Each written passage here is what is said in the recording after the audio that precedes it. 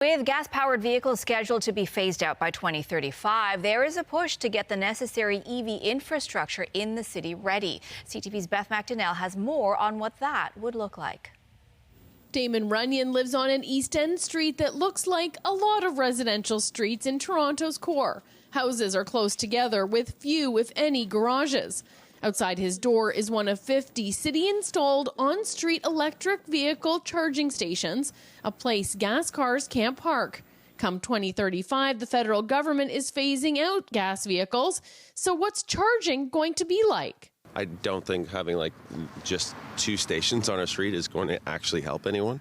Not help anyone, but it's going to be overcrowded. I don't know how they can mandate that by that period. It seems a little advanced. Motor vehicles are the largest source of local air pollution. Even before this week, the city started developing its public electric vehicle charging strategy, which includes a survey to learn where, when, and how much people need to charge, and looking at the role of other players. As more of these cars come onto the roads, obviously it's not going to be government who's going to be providing all of that charging. There's going to be a case for, just like gas stations today, for the private sector. James Nolan with the Environment and Climate Division says the mandate helps take out the guesswork of what's to come and makes a business case for new apartment buildings and condos to install chargers. In addition to private chargers at malls and workplaces and the ones at city parking lots, he says by the end of next year there will be more than 150 stations on Toronto streets. There's so many factors to consider, and so it's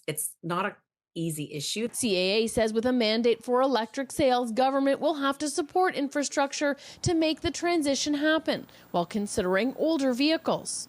You're still going to need gas stations in 2035, while you're also going to need an extensive public charging network and ensure that when it comes to home charging, whether it be in a building or a house, that you've put the parameters in place. Tom Wilson commutes 40 kilometers to his work in Toronto with his hybrid vehicle, but says if the charger wasn't so close by, his wheels wouldn't be worth the cost.